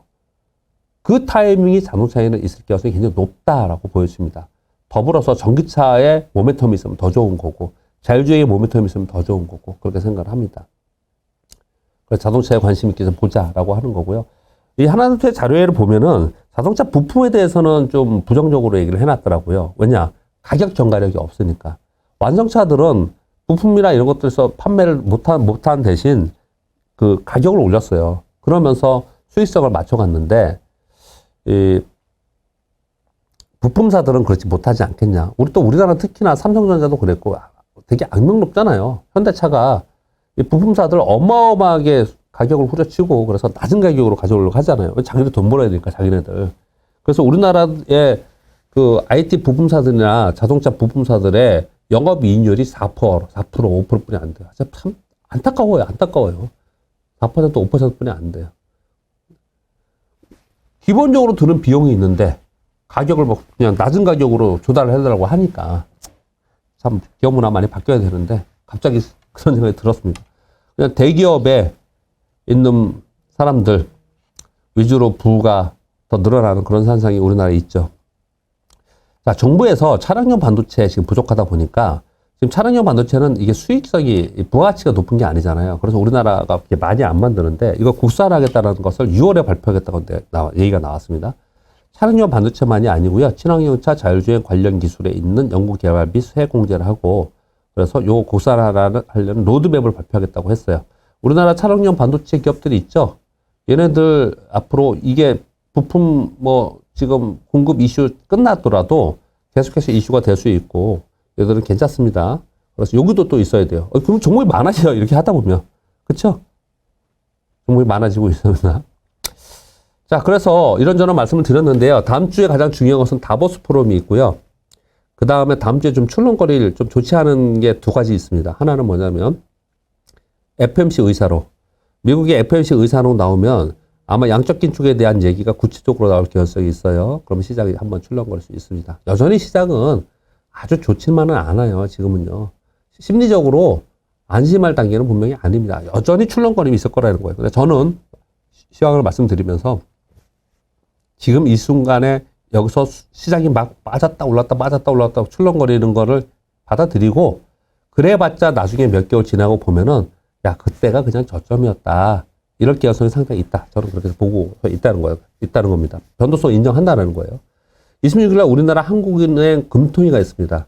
올해 금리 인상 얘기가 지금 나오고 있습니다. 왜냐하면 미국의 빅스텝으로 올 연말까지 2.5% 위로 올릴 거라고 지금 하고 있습니다. 지금 6월과 7월 두 달만 올려도 지금 2%예요. 그렇기 때문에 우리 지금 요번에 올려야 되지 않겠냐? 요 얘기가 지금 나오고 있습니다. 이거는 악재입니다. 그래서 악재 요인이 다음 주에 더 있어요. 그래서 다음 주도 만만치는 않습니다. 근데 그러나 시장 전반적으로는 이런 악재들에 대해서 오케이. 이 악재 나오고 빠지는 거 다 오케이. 이런 심리가 작용이 좀 되고 있다는 부분이 다소 안정적이고 이런 것을 다 뒤덮고 우리 시장이 그래도 탄탄하게 갈 수 있는 방법 중에 유일한 지금 현재 상황에서 유일한 방법은 환율이 하향 안정화 되는 겁니다. 환율이 하향 안정화 될 즉 원화 강세가 되는 포인트가 뭐뭐보다는 여러분께 말씀드렸습니다. 그런지 안 그런지를 뉴스를 보시면 될 것 같습니다. 그래서 전반적으로는 시장이 하단 붕괴 후에 지금 회복을 했습니다. 그러나 거래가 없어요. 보수적 심리는 여전합니다. 그러나 종목은 저점에서부터 큰 폭으로 반등하는 종목이 생기니 자, 지수는 지대로 두고 여기서 출렁거림이 있지 종목을 끌어내리는 하락보다는 박스나 출렁거림이 있을 거다 생각하고 종목 위주로 거래를 하자.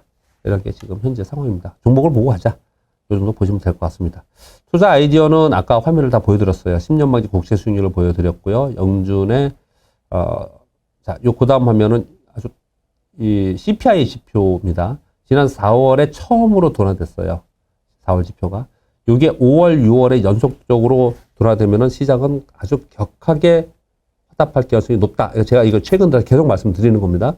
그런데 5월 지표가 걱정을 하는 사람들도 있습니다. 왜 그러냐면요. 5월에 4월에는 유가가 떨어졌었어요. 100달러 아래로. 그러다가 5월에 다시 100달러 위로 올라섰거든요. 그러니까 유가를 감안했을 때 5월에 생각보다 안 떨어질 가능성이 있다. CPI의 둔화, 상승률의 둔화가 작을 수 있다. 이런 걱정을 하긴 하거든요. 그렇기 때문에 뚜껑 열어보자. 이런 얘기들 좀 하고 있는 거고요. 그리고 나서 6월, 7월 지표는 떨어질 가능성이 저는 훨씬 높다고 생각합니다. 그래서 시장은 기대해 볼 수 있다. 저는 그렇게 생각하고 있습니다. 러시아 지수 보여드렸고요. WTI 보여드렸고, 디켈 차트 보여드렸고, 인도네시아 차트 보여드렸고, 인도네시아가 빠지면 빠질수록 우리 시장은 반등할 가능성이 있다. 이렇게 설명을 드렸습니다. 달러 인덱스 보여드렸고, 유로화 빠진 거 보여드렸고, 중국 위안화 급등한 거 보여드렸고, 얘네들이 극단적으로 이렇게 움직였기 때문에 반대로 정상화되는 움직임이 있을 수 있다라는 걸 설명드리기 위해서 보여드리는 겁니다. 한국의 원 보여드렸고, 나스닥 종합 차트 보여드렸고, 오늘날의 종합지수 아까 보여드렸습니다. 자, 여기까지 말씀드렸고요. 지금 지수가 어떻게 됐나요? 말씀드린 조금 더 올라왔네요. 코스피 1.5%, 코스닥은 1.35%까지 올라와 있습니다. 오늘 종목은 요즘에 보니까 대형주가 올라가는 것도 있지만 대형주 이렇게 많이 못 오르잖아요. 근데 그 중견그룹주 있잖아요. 중견그룹주가 올라가는 종목들이 꽤 있습니다. 그래서 중견그룹주라고 표현하는 건 뭐냐면은 이런 거 있잖아요. 뭐라고 표현하죠? 한솔그룹이나 그러면 자동차 쪽에서도 자동차 이 세컨 프론티어, 세컨에 있는 애들 있잖아요. 이런 쪽이 조금 좋은 쪽이 많이 나오고 있어요. 그래서 그런 쪽을 좀 보시면 될 것 같고요. 지금 외국인들 거래 보면 193억 분이 안 사잖아요. 근데 지수는 지금 1.5% 가까이 올라와 있지 않습니까? 국내 기관들이 요거 사면서 외국인들이 들어오면은 시장은 완전히 달라집니다. 그래서 환율을 계속 지켜보자 이렇게 말씀을 드리고 있는 것이고요. 그렇게 보시면 될 것 같습니다. 지금 삼성전자이고요. 시가총액 상위 종목을 한번 보겠습니다. 시가총액 상위 종목에서 어떤 상황인지. 시가총액 상위 종목 어디 있나요? 관심 종목. 이렇게 볼게요. 삼성 0.7. 근데 LG에너솔은 3% 떴죠. 2차 전지는 LG에너솔루션 때문에 폭락했다가 그랬다가 다시 제자리를 찾는 그런 과정을 겪고 있고요. 그래서 LG화학 같은 경우도 좀 많이 올라와 있는 상태고요. 삼성 SDI도 그렇고요. 이렇게 좀 올라오고 있죠, 요즘에요. 낙폭과대 종목들도 좀 올라오고. 근데 전체적으로는 2차 전지 관련주나 2차 전지의 소재주가 가장 좋고요. 그리고 IT 쪽에서 소재주가 제일 좋아요. 그래서 소재주 위주로 하자 이렇게 말씀을 좀 드리고 있는 거고요. 그 다음에 질문 중에 아까 제가 쭉 보니까 질문 중에 저도 설명을 드렸기 때문에 또 AS를 해드려야 될 것 같습니다. 그래서 말씀을 좀 드려보겠습니다. 요거 있잖아요. L전자. L전자가 저점을 깨고 내려가서 지금 10만원을 위협하면서 내려왔다가 오늘 약간 반등을 주고 있습니다. 제가 LG전자, LG그룹 얘기를 좀 했고, 작년에 LG 이노텍을 얘기 많이 했었고, 오늘 L전자, 올해 들어서는, 최근 들어서 L전자 얘기를 말씀드렸어요. 그래서 LG전자에 대해서는 AS를 좀 하겠습니다. L전자 추천하고 이런 건 아니지만, 소개를 드리는 거지만, 그래도 책임 방송을 해야죠. L전자가 지난번에 1분기 실적하고 급등을 했다가 내리기 전 하락을 하고 있습니다. 다른 거에 비해서 더 많이 하락을 하고 있는 그런 상황이에요. 그래서 왜 그런가? 지금 상대적으로 L전자 이렇게 빠지고 있는 상황이 되다 보니 답답하고 걱정도 되고 그럴 가능성이 상당히 높습니다. 제가 L전자를 소개를 드릴 때 어떤 소개를 드렸냐면 L전자는 휴대폰 사업부를 포기했고 태양광 사업부 포기했고 그런 것들을 다 포기함으로써 L전자는 바야흐로 이제 자동차주로 자리매김을 다시 해야 됩니다. 중간에 엉뚱한 짓 하지 말고 그 길로 계속 가면은 L전자는 지금 현재 L전자의 보수적으로 잡아도 지금 현재 시가총액이 18조라고 할게요. 러프하게. 18조인데 얘 영업이익은 5조 가까이 되고 당기순이익이 3조 이상이 되는. 그래서 멀티플이 5배, 6배뿐이 안 되는 저평가 종목으로 저평가로 계속해서 있었다는 거예요. 근데 얘가 왜 이렇게 저평가를 받고 있냐? 삼성전자는 많이 빠졌지만 여러분, 삼성전자는 얘는 시가총액이 지금 450조잖아요. 올해 이익이 얼마예요? 48조지 않습니까? 얘는 10배에 10배. 근데 얘는 삼성전자는 10배를 주는데 L전자는 왜 맨날 이렇게 5배뿐이 안 주냐? 그게 왜 그랬냐? 우리나라의 기관 투자가도 외국인도 그렇고요. 우리나라의 정서가 예전부터 맨날 삼성전자 롱숏 펀드들이 삼성전자 롱을 하고 L전자 숏을 해요. 왜요? L전자는 만년이 2등이었으니까. 가전에서도 2등, 휴대폰에서도 2등, 적자 맨날 나오고 그냥 아주 가여운 좀 안타까운 그룹에 삼성에 치여 있는, 그래서 맨날 숏을 하는 이런 기업이었단 말이에요. 그런데 이제 얘가 탈바꿈을 해서 뭔가 자기 그룹만의 색채를 냈고 색깔을 가지고 성장산업의 모멘텀을 확실히 잡았습니다. 이번에 잡았어요. 그래서 이걸로 L전자는 삼성전자 마냥 10배 멀티플로 간다면은 지금보다 2배가 될 거고, 그것이 성장 모멘텀이 돼서 갈 수 있다면 그보다 더 갈 수 있기 때문에 그 위도 바라볼 수 있는 계기를 마련했습니다. 계기를 마련했거든요. 그런데 주가는 계속 빠져요. 여전히 기관들은 아마 롱숏으로 얘를 숏하고 거기가 롱할 가능성이 되게 높은데, 자, 그런 거 다 빼고 이제 생각이 바뀌었어. 그래서 L전자를 다시 보자. 재평가해야 되지 않겠냐. 라는 얘기도 솔솔 나오고 있는 상황이었단 말이에요.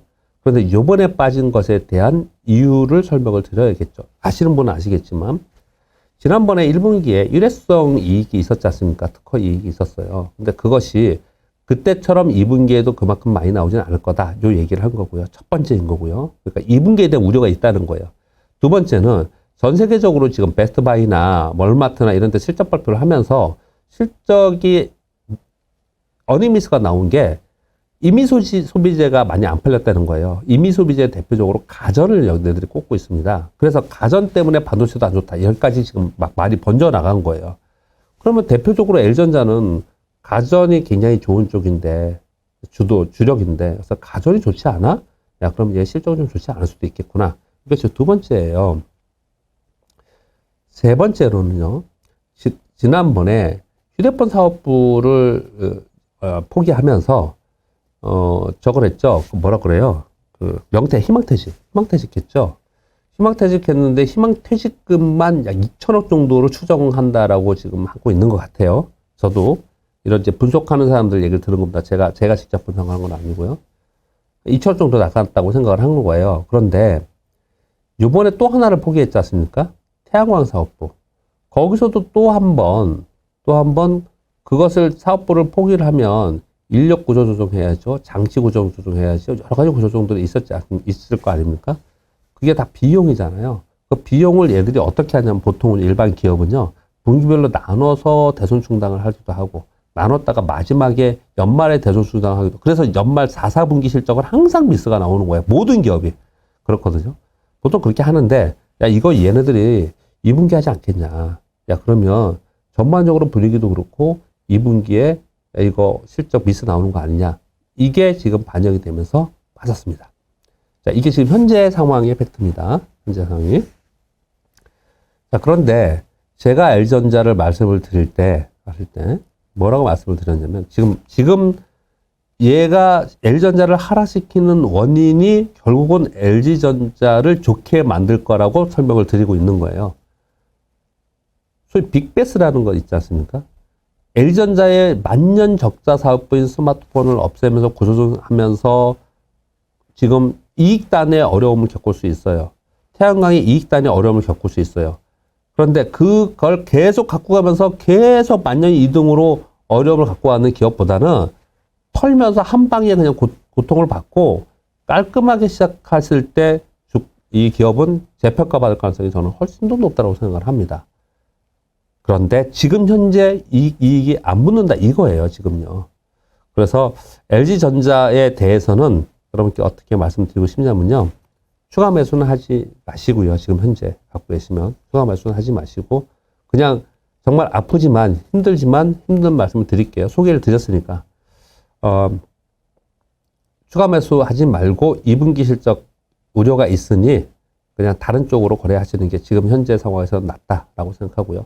보유하고 계신 분들은 전체 비중에서 내가 약간 15% 20% 이내로 이걸 갖고 있다. 그렇다면 얘가 좀 내려가더라도 얘가 지금부터 많이 내려가지는 않을 거 아니에요. 대형주이고 그 주가 지금 저평가 구간으로 들어갔는데 완전하게 그러지는 않을 거 아니에요. 그러면 그건 두고 다른 데에서 수익을 내면서 얘를 좀 기다려 보자. 왜냐면 하반기에 이슈가 있으니 애플카나 모빌아이가 있으니 한번 기다려 보자. 얘는 자동차가 움직일 때 얘는 움직이는 거예요. 이제는 그렇게 하는 방법이 있고. 근데 얘가 너무 많아서 다른 주식 다 올라가는데 얘 때문에 지고 있어서 나 화딱지 나서 죽겠어. 그렇다면 얘가 지금 떨어진 게 내가 10% 15% 손실이 났다. 주가가 많이 떨어져 있는 상태이기 때문에 한 방에 10% 15% 올라가는 주식들이 이제 많이 발생할 수 있어요. 용기를 내시고 그 너무 많은 분은 그 부분만큼은 다른 데서 여기서 손해난 거는 복구할 수 있는 대로 조금은 덜어서 다른 쪽으로 하시는 게 어떤가. 제가 굉장히 힘들고 조심스러운 이런 얘기가 굉장히 조심스러워요. 사실은요. 그렇지만 여러분께 그렇게 한번 방법론을 좀 말씀드려보도록 하겠습니다. 일단 지금 현재에서는 더 사지 않았으면 하는 거예요. 왜냐하면 물론 반등할 수는 있겠지만 지금 많이 빠져요. 10만 원 아래에선 사고 싶은 마음이 막 들지 않아요, 여러분들? 그런 생각은 있지만 지금 2분기에 대해서 지금 기관이나 아니면 애널들 얘기를 들어보니까 얘들이 시큰둥해요. 아직까지 얘가 재평가를 확실히 시장에서 해야 된다라는 분위기가 물씬 생기지 않았더라고요. 그렇게 하는 게 어떤가 생각합니다. 또 만약에 L전자를 가지고 저는 아직까지도 그렇게 생각합니다. L전자를 들고서요. L전자 들고서 이거를 소위 말하는 중간에 뭐 경기 침체기 나와서 시장이 뭐 폭락한다 이런 또 염려가 있긴 하지만 그냥 액면으로 기업만 본다면 L전자가 진짜 중간에 딴짓만 안 한다면 지금 현재 하고 있는 자율주행 전기차의 부품 전장 부품 회사로서 성장을 한다면 이 회사는 꽤 높은 수익률을 줄 수 있을 거라고 저는 생각합니다. 그러니까 어떤 생각을 하면 만약에 장기 투자한다. 내가 3년 투자한다. 5년 투자한다. 그렇게 해서 하시려고 하시는 분들은 저는 가지고 있는 것을 좋다라고 생각합니다. 어려운 얘기지만 저는 그렇다고 생각합니다. 꽤 높은 수익률을 줄 거라고 생각이 듭니다. 회사가 바뀌었으니까. 자, 이 정도 오늘 할까요? 그러면은 여러분은 여태까지 했던 것들 쭉 말씀 많이 드렸죠? 그렇습니다. 뉴스 얘기할 때 나오는 제가 커멘트를 좀 드리잖아요. 자, 요런 쪽은 보시자, 요런 쪽으로 보시자 하는 거 있잖아요. 요런 것들에 대해서는 거기 관련되어 있는 가장 셌던 거 있잖아요. 그런 셌던 것들을 중심으로 해서 종목을 몇 가지를 구분해서 그 안에서 계속 거래하는, 그래서 투자 풀이라고 하죠. 그렇게 하시면 되지 않을까 생각합니다. 한마디로 오늘 이런저런 얘기했는데요. 지금 차트 보면 지금 우리나라 종합지수 차트 이렇게 보면은 이거 볼게요. 보면은 뭐 이게 뭐 저점 찍었다? 뭐 거래가 싫으면서 저점 찍었다? 뭐 이런 것도 아니에요.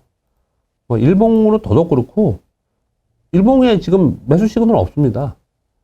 주봉도 그래요. 주봉도 그렇습니다. 주봉의 매수 시그널까지 기다리면은 2,800까지 올라가야 되니까 그러면 제가 아까 그러면 종목 매수가 늦는다 그랬잖아요. 이미 다 떠버리면 어떡해요. 그러니까 일봉에서 매수 시그널이 나오기 시작을 하거나 일봉에서 조금 좋아지는 상황이 됐는데 개별 종목에 매수 시그널가 나오는 종목들은 일단 편입을 조금씩 하면서 그 다음에 6월, 7월을 좀 지나가 보자. 왜냐하면 6월, 7월에 뭐 금리 인상한다고 양적 기초한다고 하지만 반면에 호재성 재료들도 상당히 있습니다. 6월, 7월에. 반대로 보면은요. 그렇기 때문에 지금에서는 여기서는 좀 접근해봐야 되지 않을까 이렇게 말씀드리고 있는 거고 일단 기본적으로 삼성전자 기준으로 말씀드릴게요. 여태까지 있었는데 처음에 말씀드린 걸로 끝내겠습니다. 여태까지 8만 원에도 사고 그랬는데 지금 여기서 나 팔아서 딴 데 가야 돼. 아니면 나 이거 도저히 힘들어서 여기서 뭐 어떤 분들 보니까 뭐 역대급으로 하반기에 아플 거고 이제 주식시장이 폭락할 수도 있고 IT 버블 붕괴처럼 폭락할 수도 있을 거라고 얘기하고 막 그러잖아요. 지금요. 미국 시장에도 그렇고 우리나라도 그렇고요. 난 그래서 겁나서 못 판다. 팔겠다. 이거는 지금은 아니지 않을까. 반등의 구간에서 팔고 싶으면 그때 팔아야 되지 않나라는 게 요즘에 제 생각의 시황입니다. 여기까지 하도록 하겠습니다. 자, 오랜 시간인데 오늘도 2,000분이나 들어오셔가지고 응원해 주셔서 너무너무 감사드리고요. 그리고 우리 교보증권 머니텐 TV가 열심히 좀 하고 있고요. 그리고 제가 우리 뭐래요. 주린이 대학생들하고 젊은 사람들 신혼부부 요런 사람들 대상으로 주식 투자에 대한 팁 주는 요런 것도 특집 방송으로 지금 찍었어요. 그런 것도 좀 들어봐 주시고 주변에 안 알리더라도 그 있잖아요. 여러분 혹시 지금 들으신 분들 그래도 꽤 많이 들으시는데 구독 있잖아요. 구독 요런 거 뭐 좋아요 이런 거 누르면 도움이 된다면서요. 말씀드렸지만 저희는 증권사에서 하는 것 때문에 돈 벌려고 하는 건 우리는 아니잖아요. 그래도 이제 우리 증권사에서 하는 제도권 안에서 하는 건 항상 이제 숫자가 중요한 거니까 구독자 수가 몇 명이냐 이런 거 좀 따지는 것 같아요. 말씀드렸지만 제 부서가 아닙니다. 저는 그냥 컨텐츠만 제공을 하는 거고요. 근데 좀 도움을 주시면 좀 더 좋겠죠. 이 사람들이 더 열심히 일을 하겠죠. 그리고 더 많이 올라가면은 뭐 이벤트도 하고 뭐 돈 들여서 회사에서 이런 게 있을 수 있잖아요. 그러니까 여러분들이 구독, 좋아요 좀 눌러주시고 주변에 응원도 좀 해주시고 하면은 감사하겠습니다. 좋은 날씨에 좋은 주말 되시고 시장이 좀 좋아지기를 바라면서 다음 주에 다시 뵙도록 하겠습니다. 감사합니다.